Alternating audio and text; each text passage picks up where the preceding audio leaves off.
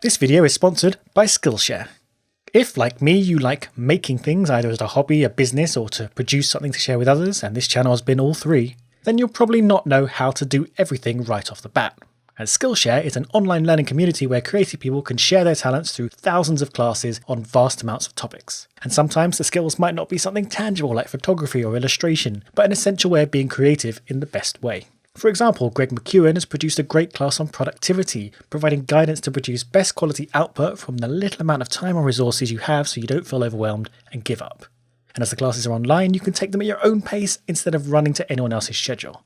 Skillshare is an affordable $10 a month with an annual subscription, and the first 1,000 of my subscribers to click the link in the description below will get a 2-month free trial of premium membership so you can explore any of the classes for yourself. Last month, I made a video about the mooted idea of running Silverstone in reverse as a way of generating more Grand Prix races out of a possibly reduced number of available circuits this year.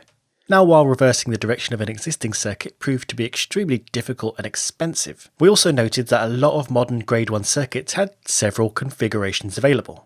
While we didn't really go into the possibility of using these different configurations, I did note that some of them, while remaining Grade 1 standard, that is, FIA approved for Formula 1 running, a lot of them fell short of the minimum track length required to run an F1 race. And that's kind of where I want to start today. Let's talk a bit about the regulatory framework for Formula 1 circuits. What's allowed, what's not allowed, and whether it's time to expand a bit on what circuits we accept for Formula 1 events. What's interesting to note, while checking the FIA's rules on approved motor racing circuits, is that while some of the language is as strict and well defined as you'd expect, some of the rules are a little woolly. And that's to be expected really, as motor racing takes place across many circuits, new and historic, and some of the circuits have been carved into their landscapes for many decades and may not be inside what's expected of brand new facilities being designed from the ground up today. For example, if you're building a brand new circuit and looking for FIA approval, the width of the track should be 12 metres across at minimum and 15 metres across at the starting grid. But there is wiggle room here. Existing circuits can still be approved if their tracks run narrower, as long as there have been regular national competitions run on them previously. And if you're not a permanent circuit like Monaco, this doesn't apply at all. Which is good, because the reference widths for Albert Park, Baku, Barcelona, Hungaroring, Interlagos, Monaco, Monza, Suzuka and Zandvoort are all below this 12 metre minimum.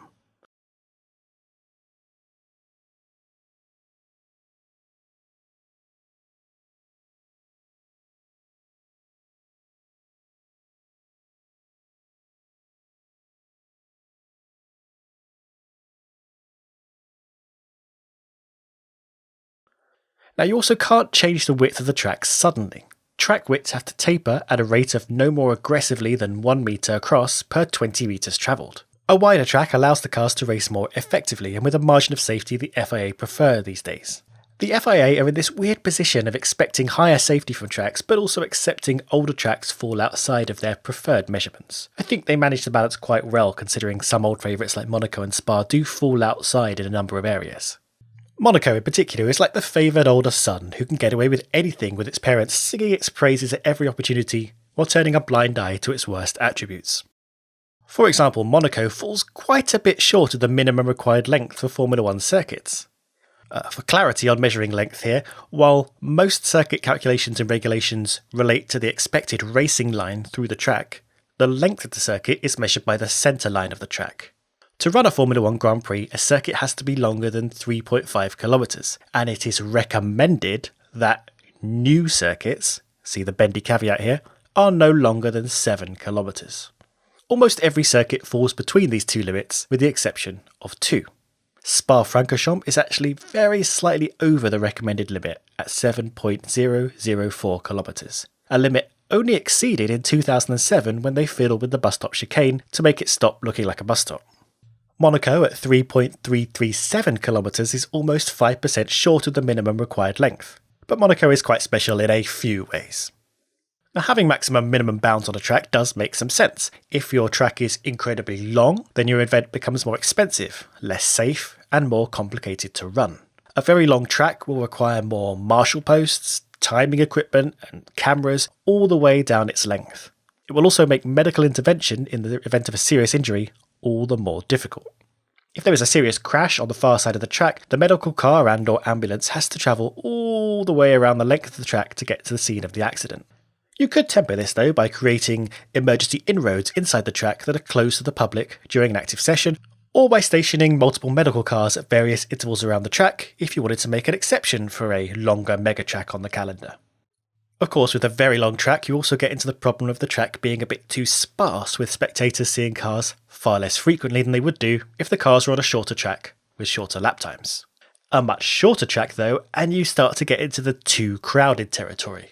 Obviously lap times vary, but generally the shorter the track, the quicker the cars will lap that track, and there's potential for the smooth running of a Grand Prix to be interrupted if cars are constantly tripping over each other, as front runners lap the midfield and the midfield lap the back markers several times a race. Having said that, the Canadian Grand Prix and the Monaco Grand Prix have very similar short lap times, but you don't really think of Canada as having a real backmarker problem, do you? And to be honest, plenty of series run long distance, multi-category events, and just get on with the fact that lapping back markers is part of the game. And having a more crowded circuit may just be a feature of that particular Grand Prix, the way that having no overtaking at all is a feature of the Russian Grand Prix. Speaking of crowded circuits, circuit length is one of the many factors that comes into how many cars are even allowed to take part in your race. The international sporting regulations state the number of entrants allowed to start your international race are 0.36 times a number based on the length of the circuit, times a number related to the reference width of the circuit, times a number based on race duration, times a number depending on what type of cars are in the race. So we can work out how many cars could be allowed to race at any particular circuit by plugging in all the numbers from the FIA's reference tables. Technically, ignoring F1's limit on teams allowed in the championship, we could have 30 cars starting at Monaco. And what a shambles that would be. And we could run the much wider and longer Chinese Grand Prix with 46 entrants if we really wanted to, more than double what we currently have. Now, circuits aside, the FIA have also capped entrants to the Formula 1 World Championship at 26 cars, but plugging the numbers back into the FIA's own equation suggests that a full 26 car starting grid for a Grand Prix requires a minimum circuit length of less than 2 kilometres. In fact, the answer is lower than the lowest value on their table. So why the minimum circuit length for F1? Why don't the two rules seem to coincide? Interesting, no? I'm not saying we should indulge in a lot of short circuits, but it would be interesting to have one on the calendar as its own weird race. I mean, I guess we have Monaco, but I mean like a proper track. Here's some other restrictions on F1 circuits you may not know. Ideally, there should be at least 250 metres of track between the start line and the first corner, something Spa falls short of by about 4 metres. And isn't it weird that Spa is 4 metres too long by one measure and 4 metres too short in another? Speaking of first corners, the start-finish straight should be at least 15 metres wide, as I said earlier, and this minimum width is supposed to continue all the way to the exit of the first corner. The first corner itself is strictly defined as the first change of direction of 45 degrees or more with a radius of less than 300 metres. Which means that while this corner at Sochi is officially labelled Turn 1, as it is merely a 43-degree turn, Turn 2 is Turn 1 as far as the track width regulations are concerned. Not confusing at all. The grid should also line up on a straight that has a gradient no steeper than 1.1 degrees, so the drivers don't have to hold their car at the clutch biting point or pull the handbrake up while waiting for the lights. Okay, so we've nailed the limitations of the start-finish straight to the first corner. What about the rest of the track? You want to put a straight in? Stick a straight in. Hold on there, Rocket Man. The maximum length of your straight is 2 kilometres, so don't think you can head all the way to the horizon. Yas Marina splits up its 1200 metre and 940 metre straight with a chicane, but runs the closest to over 2 kilometres of flat-out running. Your straight also needs to have a strictly limited camber, that is the gradient across the width of the track, of between 0.86 and 1.7 degrees, measured either from edge to edge or from the centre of the track to the edge. And this is to make sure water drains away from the middle of the track and doesn't pool or puddle to create dangerous areas of aquaplaning, while also not being too absurdly cambered, such as the cars can't sit on the track properly or struggle to drive straight. If your track has banked corners though, you can crank that banking camber up to a maximum of 5.7 degrees. Now already you may be twitching knowing that Zandvoort's final corner and turn 3 have been banked at 18 and 19 degrees respectively. And aside here, I have no idea why it's called turn 3 at Zandvoort. We can all count 1, 2, 3, 4. But no, apparently it's turn 3, but what do I know? Anyway, the reprofiled Dutch circuit was given special exemption by the FIA after demonstrating in the planning phase that it could safely design what would be the most heavily banked circuit under the FIA's approval. Furthermore, the FIA strongly advises against an adverse incline, effectively anti-banking, where the track falls away to the outside of a corner. And if you do have some adverse camber, then the entry speed to the corner better be below 125 km an hour.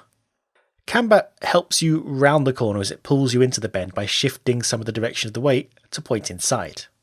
Adverse camber does the opposite, pulling the car to the outside of the bend and will encourage instability through the corner and is therefore unsafe at high speeds. The track itself must be bordered by a 10cm wide anti-skid white line followed by a verge of between 1 and 5 metres wide that follows the profile of the track surface, so the level or slope of the track doesn't suddenly change if you go wide.